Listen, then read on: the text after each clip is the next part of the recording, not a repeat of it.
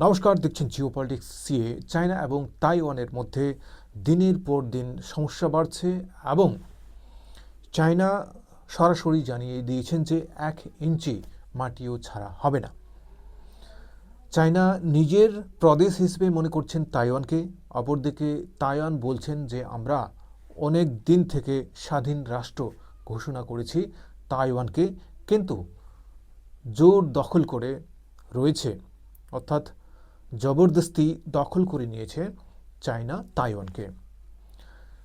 এদের আমরা এভাবে উদাহরণটা দিতে পারি, ঠিক পাকিস্তানে যেমন বেলুচিস্তান নিজেরা সেপারেট হওয়ার চেষ্টা করছে এবং বেলুচিস্তানও অনেক দিন থেকে, প্রায় 1948 সাল থেকে ঘোষণা করে রেখেছে যে আমরা একটা স্বাধীন রাষ্ট্র। অপরদিকে পাকিস্তান কি করেছে, ওনাদের নিজেদের আয়ত্তে করে রেখেছে। ঠিক সেই রকমই সেম ব্যাপার ঘটছে চায়না এবং তাইওয়ানের মধ্যে যে সমস্যা, সেটা এখানে রাজনৈতিক এবং ঐতিহাসিক কারণও রয়েছে।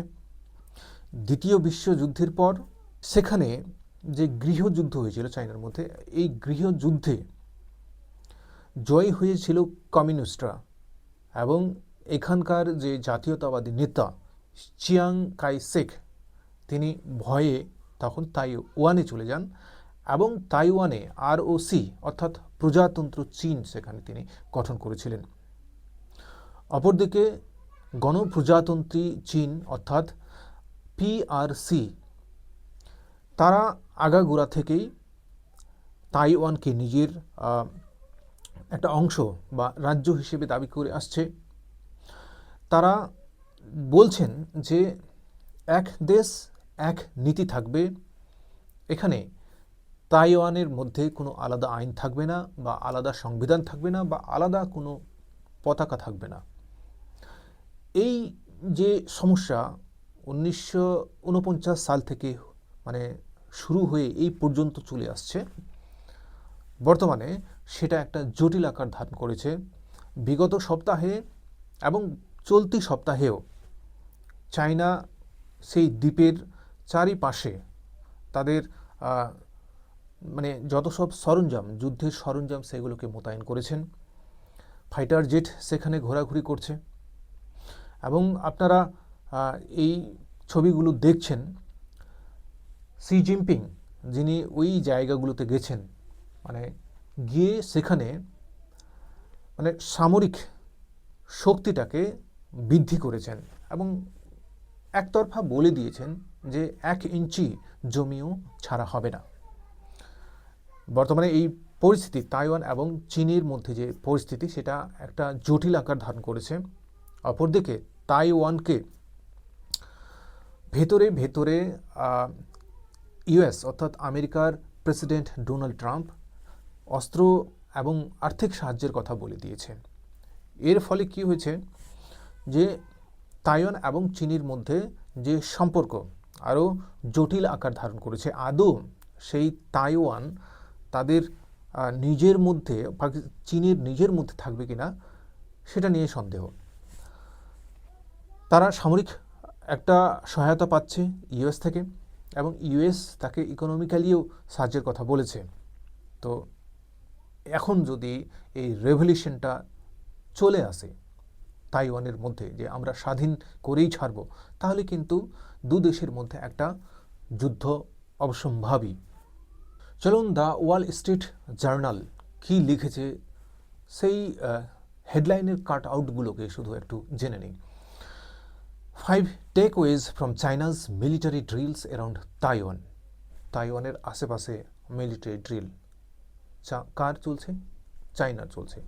এই যে শি জিনপিং গেছেন এবং সেখানে দেখতে পাচ্ছেন যে একদম মানে নাভাল এরিয়াগুলোতে সেফ অ্যারেঞ্জমেন্ট করা হয়েছে এবং সৈনিকদের কীভাবে উৎসাহ দেওয়া যায় সেই প্রচেষ্টা বা সেই কার্যক্রম তিনি চালাচ্ছেন যাতে সব কিছু ঠিকঠাক থাকে। Beijing encircled the island this week and warned outsiders to stay away. মানে যত সব আউটসাইডার আছে, যে এই তাইওয়ান এবং চীনের সাথে যাদের কোনো সম্পর্ক নেই বা এই ঝামেলার মধ্যে যারা নেই, তারা এখান থেকে বেরিয়ে যান।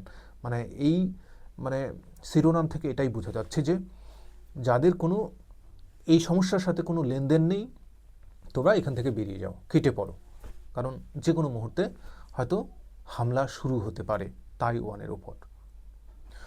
অপরদিকে আরেক শিরোনাম কি বলছেন, Chinese steadily expanding military forces conducted large scale drills around Taiwan this week. এই সপ্তাহে একটা বড় রকমের ড্রিল সেখানে চলছে। Dispatching jet fighters, naval ships and coast guard vessels to encircle the island and firing rockets into nearby waters. মানে ship, সেখানে naval ships যে আছে চতুর্দিকে সেগুলো ঘোরাঘুরি করছে, জেট ফাইটার্স চলছে এবং কোস্ট গার্ড ভেসেলসগুলো সেখানে ঘোরাঘুরি করছে, যাতে যে কোনো মুহূর্তে তারা তাদের অ্যাকশন নিতে পারে। চলুন আরেকটা কাট আউট কী বলছে চায়না এবং তাইওয়ানের এই সম্পর্ক নিয়ে। China is priming it's people and the world for a new pressure campaign on Taiwan. New pressure একটা তাইওয়ানের ওপর পড়া শুরু হয়েছে।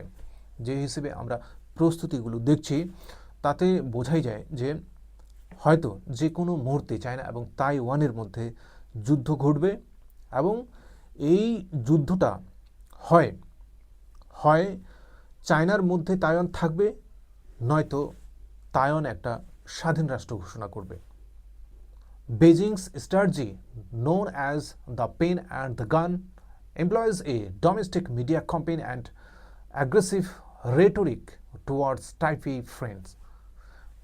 মানে এগ্রেসিভ একটা বার্তা মহল তৈরি করছে যে তাদের নিজস্ব মিডিয়া রয়েছে, ডোমেস্টিক মিডিয়া, সেই মিডিয়ার মাধ্যমে, যাতে অন্ততপক্ষে জানান দেওয়া যায় যে তাইওয়ান যদি নিজেদের স্বাধীন রাষ্ট্র ঘোষণা করার চেষ্টা করে তাহলে এর ফলাফল কিন্তু ভয়াবহ হবে।